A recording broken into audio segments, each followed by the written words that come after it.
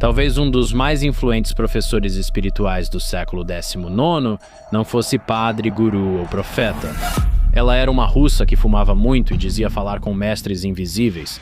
Sobreviveu ao que deveria tê-la matado. E ela escreveu livros fazendo referência a textos antigos secretos e até convenceu pessoas de que monges tibetanos estavam deixando cair cartas místicas do céu. Ela foi acusada de ser uma das maiores fraudes da história, mas suas ideias acabaram influenciando tudo, desde estúdios de yoga até pesquisas sobre OVNIs. Esta é a história de Helena Blavatsky, que uniu misticismo antigo e ciência moderna, mudando nossa visão sobre espiritualidade. Se você gosta de ocultismo, textos antigos e líderes espirituais controversos do misticismo moderno, este episódio é para você. Sente-se, relaxe e aproveite o acampamento.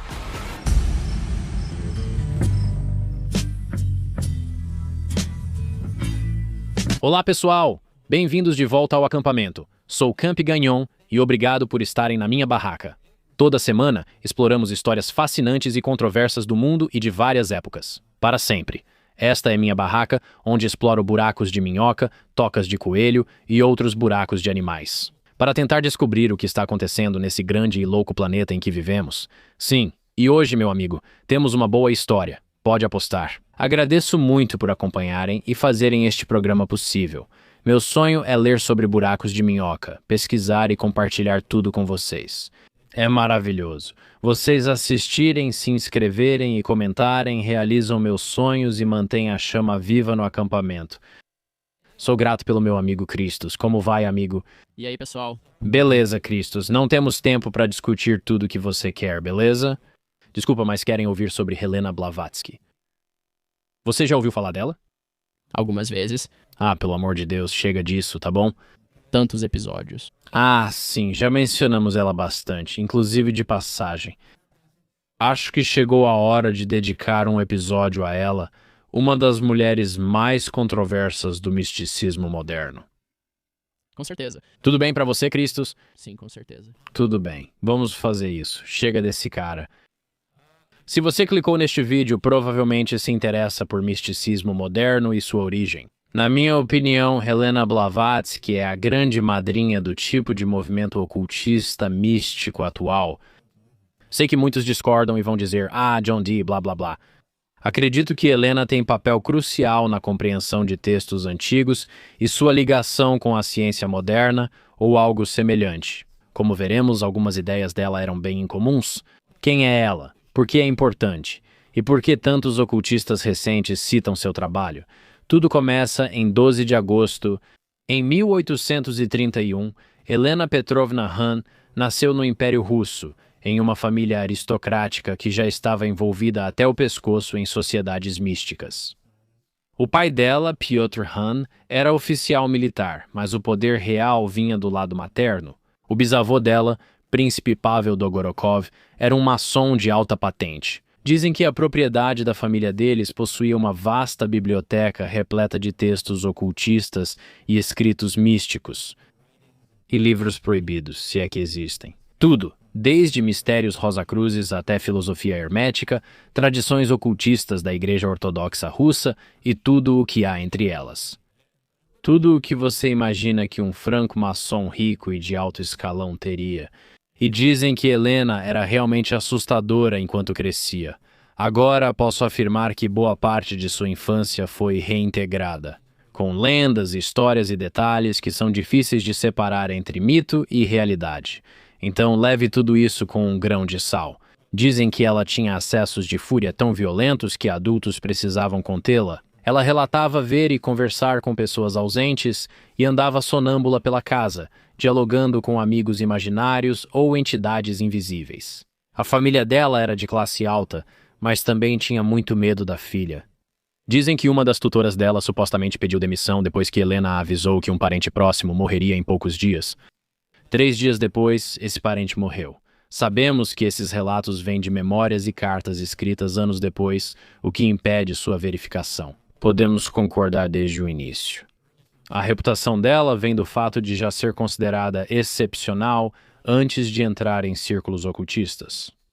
Aos 17 anos, Helena faz algo aparentemente normal, mas que pode ser parte de um plano maior.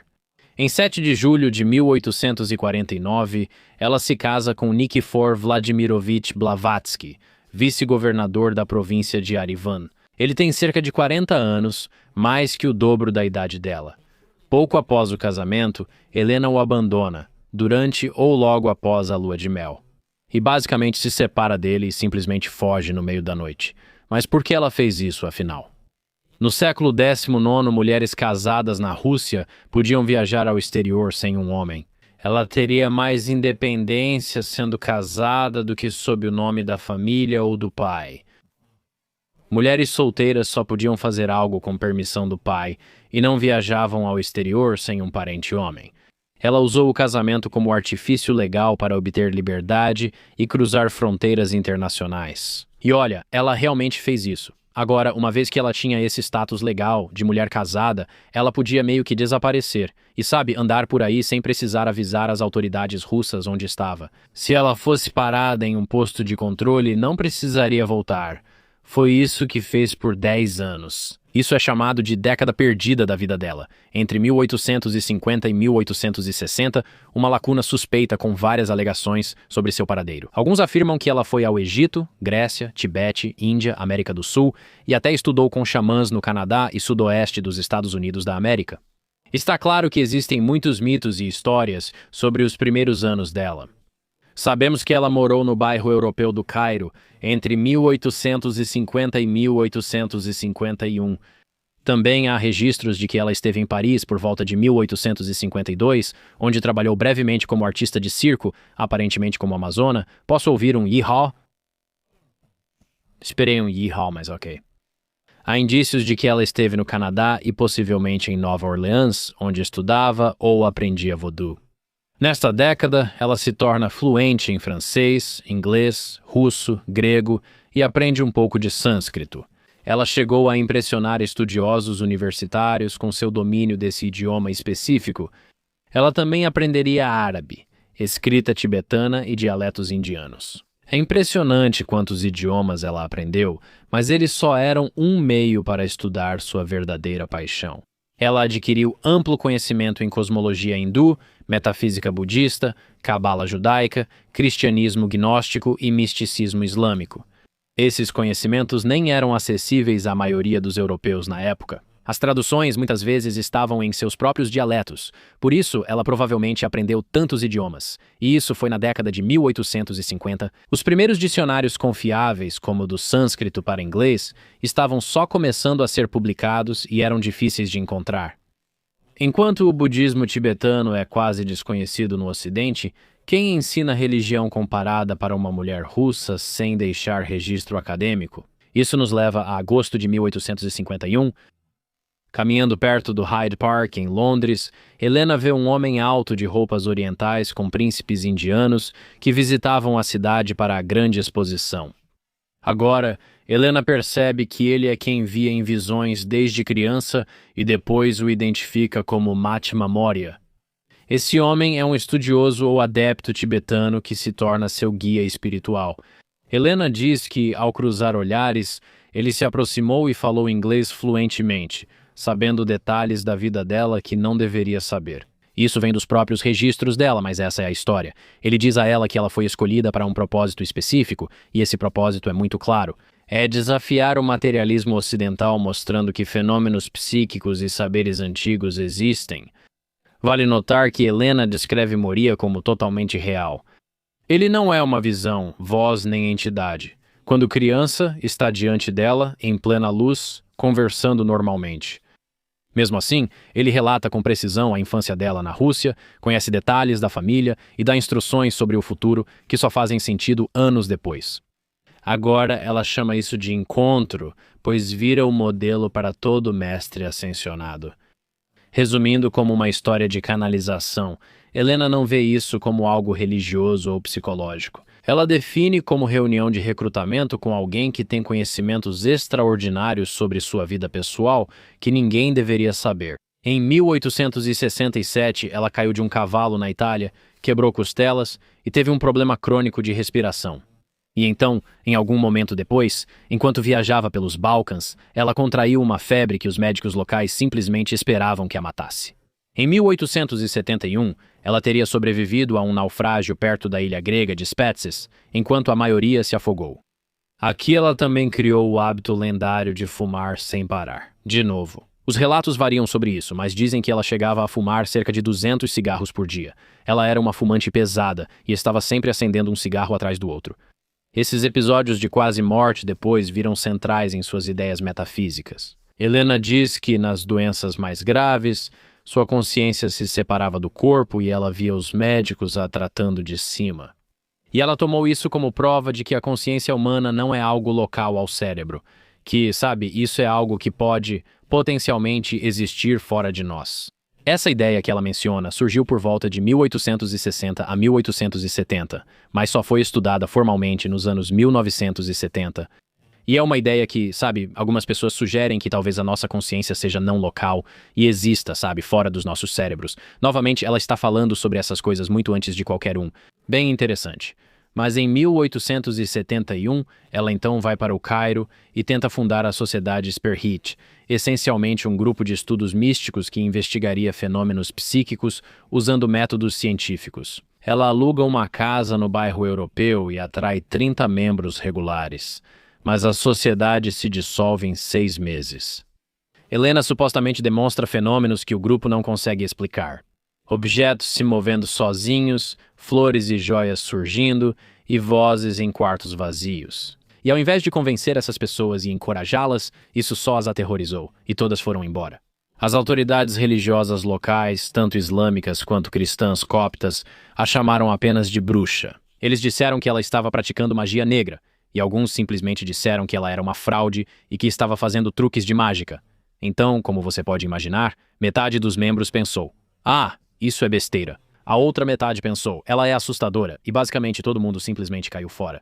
A polícia egípcia investigou relatos de atividades sobrenaturais na casa dela, mas não apreendeu. Eles avisaram que manter a prática traria problemas legais, então ela teve que encerrar a sociedade e sair do Egito. Mas é o seguinte, Helena percebe que demonstrações psíquicas sozinhas não criam um movimento duradouro, só acabam gerando medo, dúvida e suspeita. Ela percebe. Você não pode simplesmente impor o misticismo europeu em outras culturas sem entender como as religiões locais vão reagir. Isso nos leva à próxima fase da vida dela. Helena vai para a América em 8 de julho de 1871. Helena chega a Nova York com pouco dinheiro, forte sotaque ao falar inglês e só uma mala. Ela chegou no momento histórico certo, América pós-guerra civil, quando o país estava obcecado pela morte e contato com os falecidos. E, sabe, neste momento, mais de 600 mil pessoas foram mortas na guerra civil, deixando famílias e comunidades inteiras ansiando por uma conexão com seus parentes perdidos. Assim, o espiritismo cresce rapidamente e vira uma obsessão nacional. Milhões de americanos participam de sessões espíritas e outras religiões não tradicionais. Para entender onde estão seus ancestrais e entes queridos perdidos, há grande fervor em se conectar com esse outro mundo. Você tem médiums profissionais como as irmãs Fox, que iniciam essa febre espiritualista. Elas estão fazendo uma fortuna cobrando dólares por sessão, o que seria mais ou menos $1.200 em dinheiro de hoje. Curiosidade: Mary Todd Lincoln, esposa de Abraham Lincoln, fazia sessões espíritas na Casa Branca. Esse era o tamanho do movimento na época. Mas Helena não se torna uma médium ou clarividente. Na verdade, ela simplesmente desmonta a indústria. Ela participa de sessões espíritas de artistas famosos como os irmãos Davenport e expõe publicamente que suas manifestações são truques de palco e manipulação psicológica. Ela basicamente vai lá e diz: "Ei, isso tudo é uma farsa." Em vez de competir com os espiritualistas nos Estados Unidos da América, ela muda o foco e diz oferecer uma explicação científica para fenômenos psíquicos e espirituais. Ela diz que a maioria dos médiums é fraudulenta ou canaliza, sem saber, entidades astrais inferiores, espíritos confusos, sem conhecimento superior. Ela explica que não é o irmão falecido, mas um espírito de baixo nível com quem ela está falando. Para quem perdeu entes queridos, ninguém quer ouvir que a comunicação com o irmão falecido era falsa. Mas Helena não está dizendo que é falso, ela está dizendo que os métodos são arriscados. Ela pode ser um portal seguro e confiável para acessar o verdadeiro conhecimento espiritual. É um truque inteligente que funciona bem. Você deve se perguntar se ela aprendeu isso no Egito, já que duvidavam dela. Depois, ao chegar na América, ela diz: "Isso tudo é falso.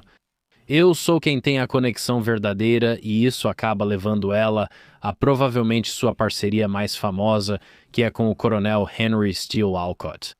Em outubro de 1874, Helena conhece Henry Olcott, veterano da Guerra Civil e advogado de 42 anos. Ele é jornalista agrícola conhecido por expor fraudes em seguros e investigar médiums falsos para grandes jornais. É exatamente o tipo de coisa que Helena gosta. Ela pensa: nós dois queremos expor esses fraudadores. Olcott foi contratado pelo The New York Sun para investigar os irmãos Eddy. Fazendeiros de Vermont alegavam que sua casa era assombrada por espíritos que apareciam fisicamente em sessões espíritas, cobrando para que pessoas vivenciassem essas experiências. É um grande renascimento do espiritismo na América. Então Olcott chega esperando, você sabe, apenas expor mais uma fraude. Mas em vez disso, ele presencia algo difícil de explicar. Aparições de corpo inteiro falando vários idiomas, objetos surgindo e sumindo, e instrumentos musicais tocando sozinhos enquanto flutuam. O que mais o impressiona e a maior lição da noite não são as coisas malucas que viu ou os espíritos. Conheça Helena, que estava na fazenda e presenciou o mesmo. Ela começa a explicar para ele como fenômenos psíquicos são testemunhados em diferentes culturas e explica como há precedentes históricos para tudo o que eles estão vendo. Em poucas semanas, Olcott vira o principal parceiro de Helena. Mais importante, ele traz o que ela não tem: disciplina organizacional, conhecimento jurídico, conexões financeiras e, talvez acima de tudo, real confiança do público.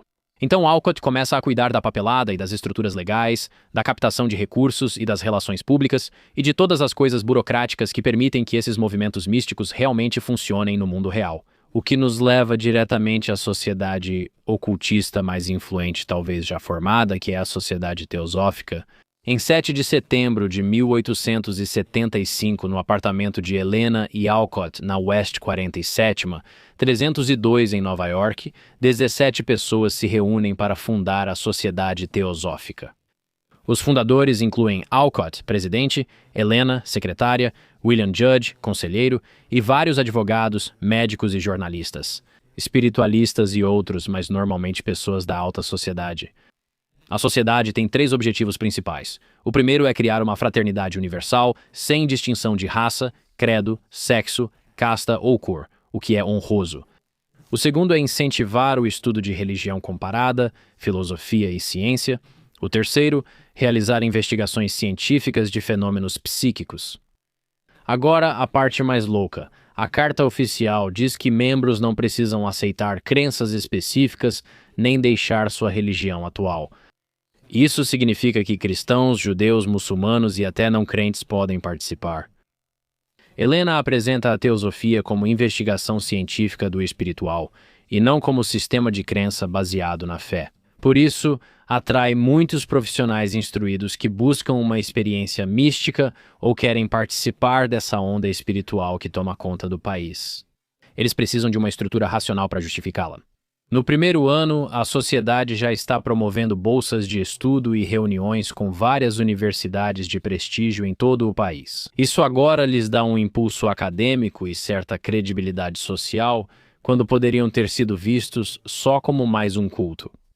Em setembro de 1877, 2 anos após fundar a sociedade, Helena publica Isis Sem Véu, uma chave mestra para os mistérios da ciência e teologia antigas e modernas. O mundo acadêmico se confunde com isso. O livro tem mais de 1.300 páginas e Helena diz ter escrito tudo em 18 meses. O que causa desconfiança é ela citar centenas de fontes sem usar uma biblioteca de pesquisa. Quero dizer, para dar um contexto da época, se você fosse escrever um artigo ou uma dissertação com 1.300 páginas, provavelmente teria acesso à biblioteca de Oxford ou à biblioteca de Harvard. Você teria uma infinidade de textos diferentes à sua disposição, dos quais poderia tirar informações. Ainda assim, Helena cita 1.200 livros do mundo grego e textos latinos a manuscritos em sânscrito, grimórios e obras alquímicas medievais, como qualquer coisa que você possa imaginar. Muitas citações dela são tão obscuras que nem bibliotecários universitários acham o material original.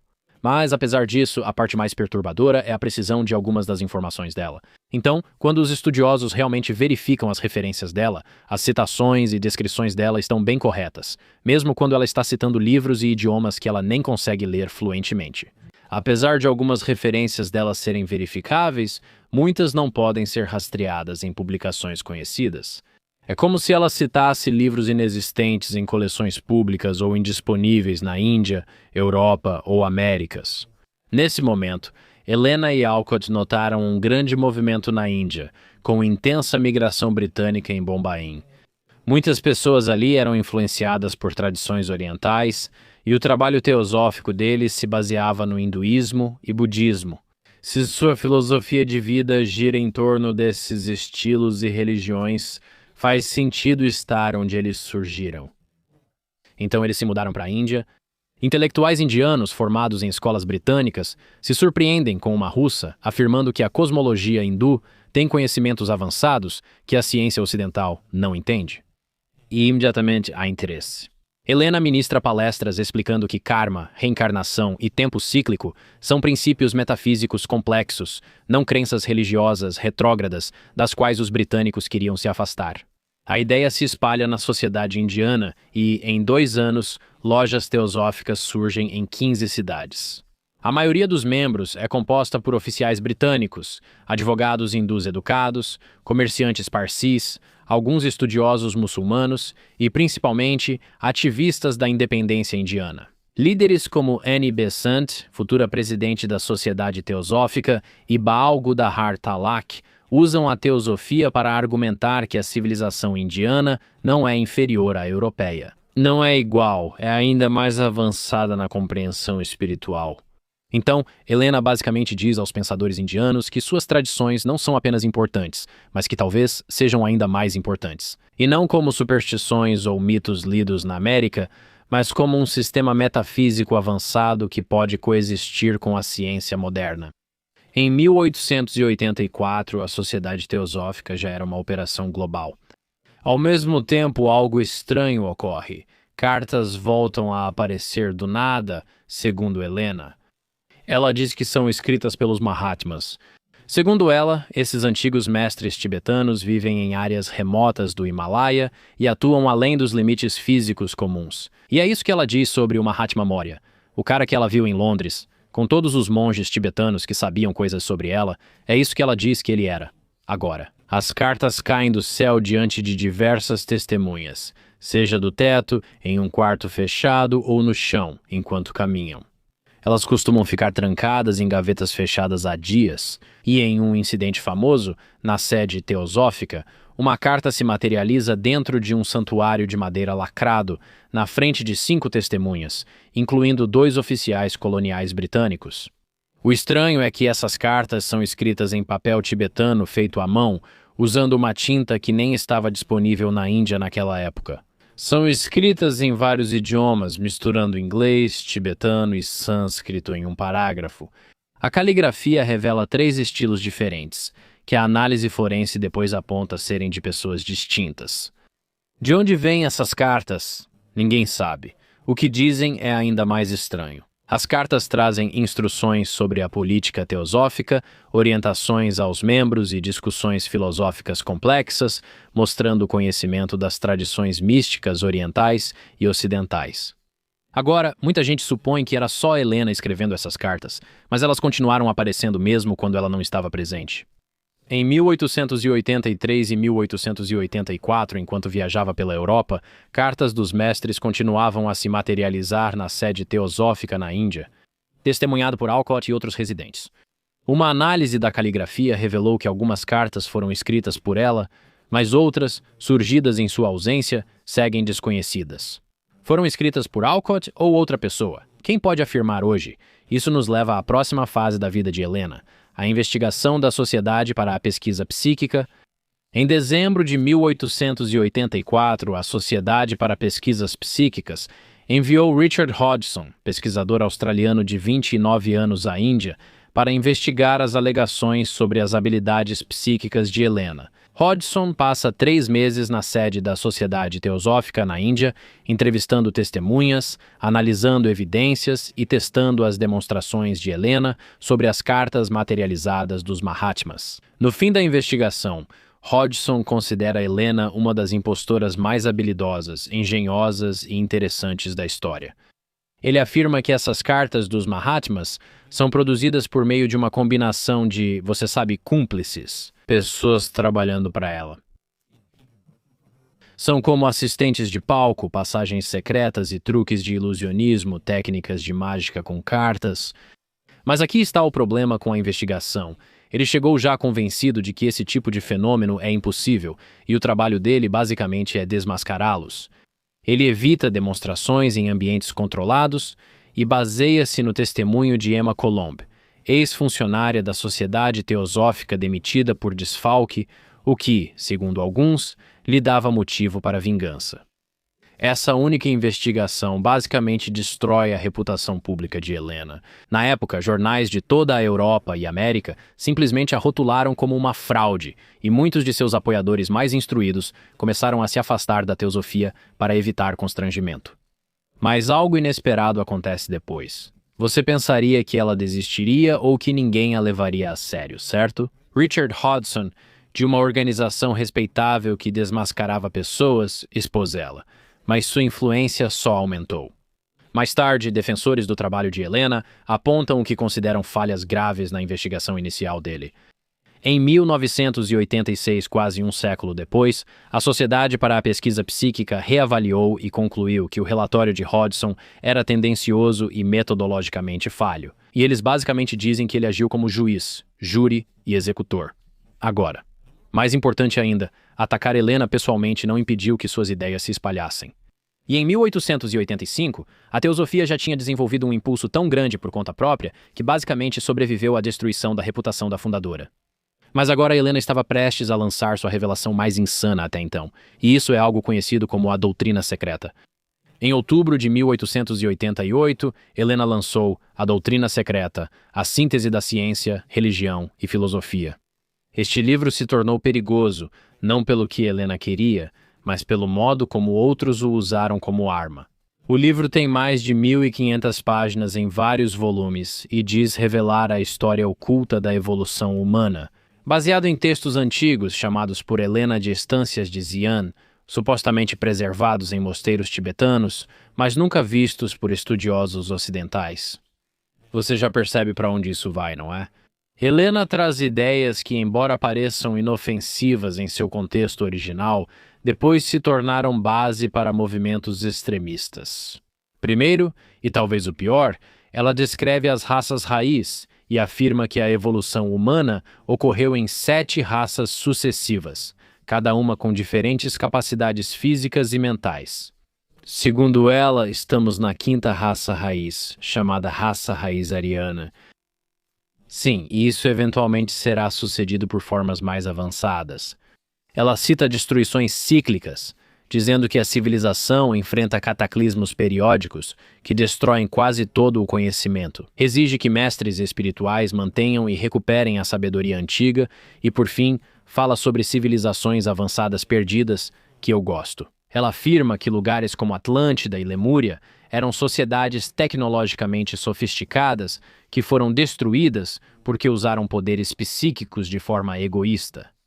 Com o tempo, vários grupos adotaram suas ideias, e ocultistas nazistas como Heinrich Himmler distorceram o conceito de raça raiz para promover a supremacia ariana. Mesmo que Helena inicialmente se opusesse ao racismo e tentasse ensinar a unidade humana, isso saiu do controle e a ideia de raça raiz foi facilmente cooptada por extremistas raciais.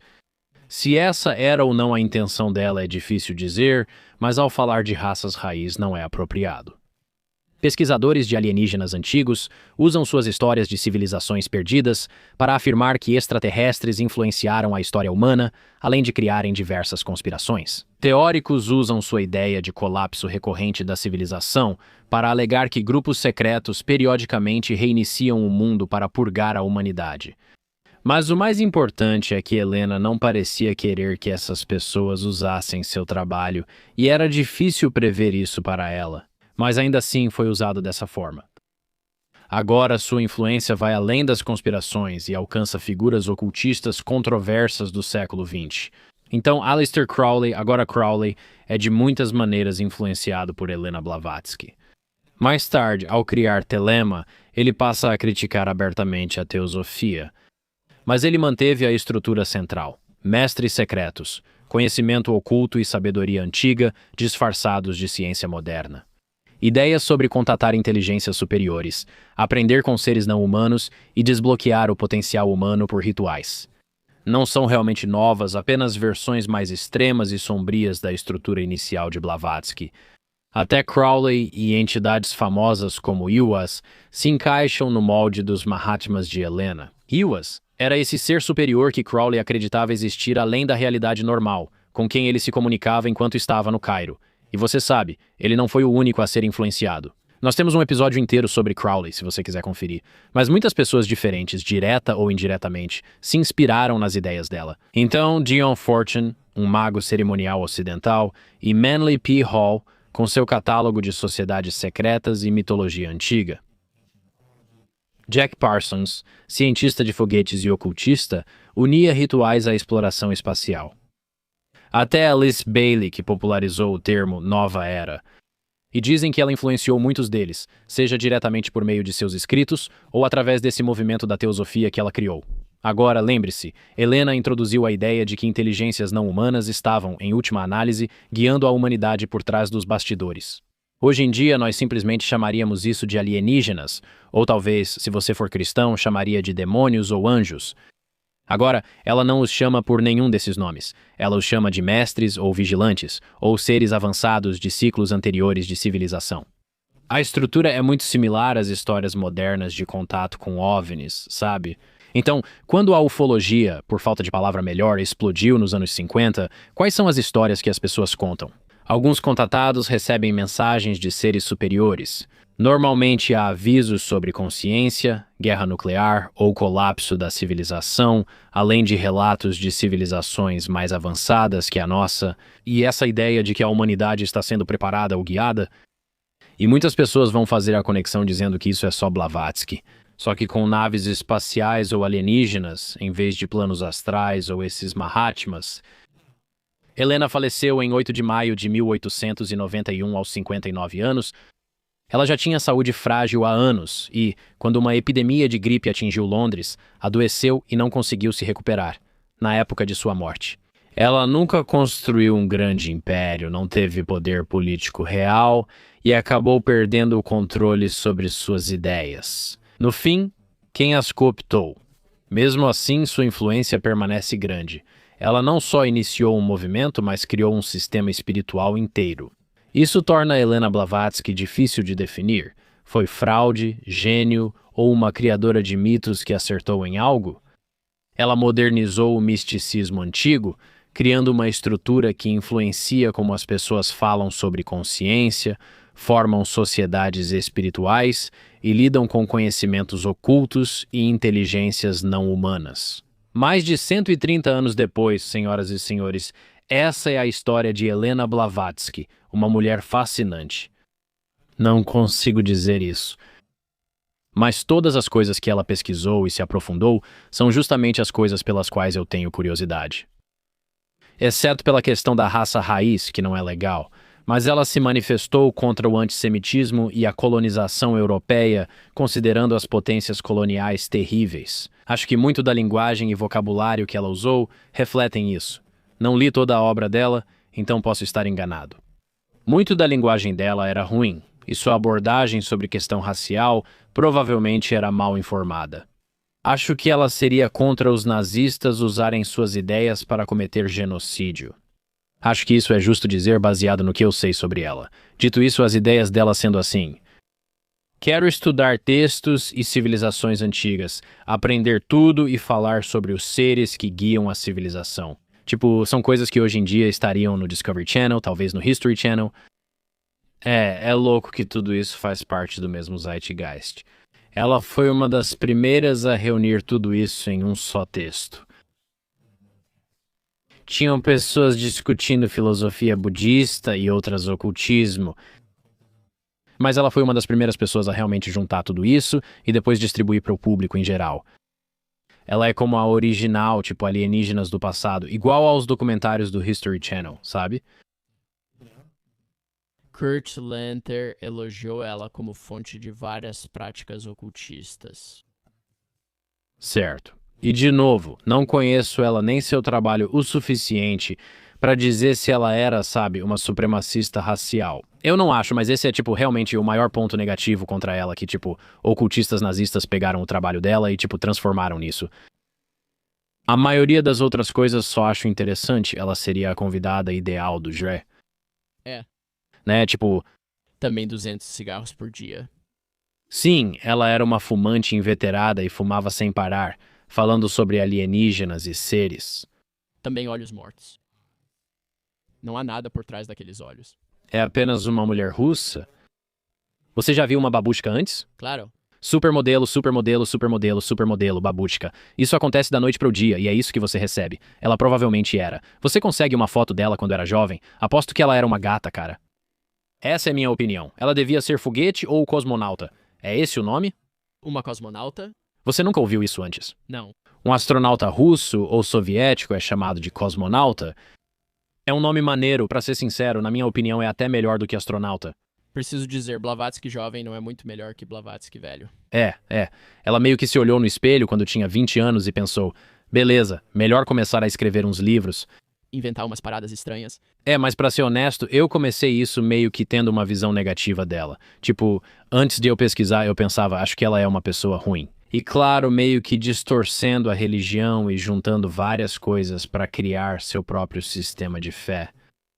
Tem uma questão moral nisso, mas ela não é explicitamente má, assim. Eu achava que ela era tipo uma satanista racista, mas acho que isso não é verdade. Depois de refletir, Ela também foi alvo de difamação desse cara.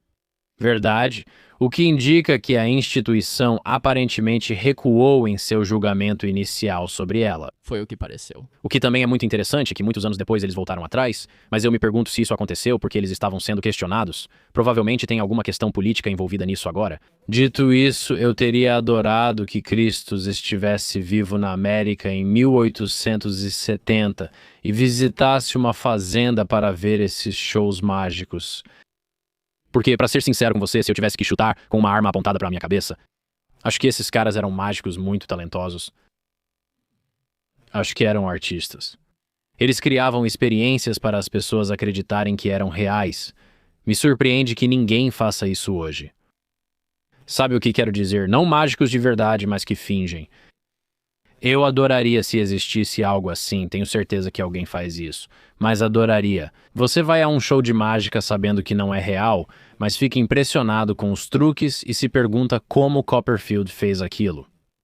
Gostaria de ver alguém dizendo, só acessa isso quem for pessoalmente ao show. Você precisa ir em um horário específico no apartamento de alguém, e a pessoa diz que o local é assombrado.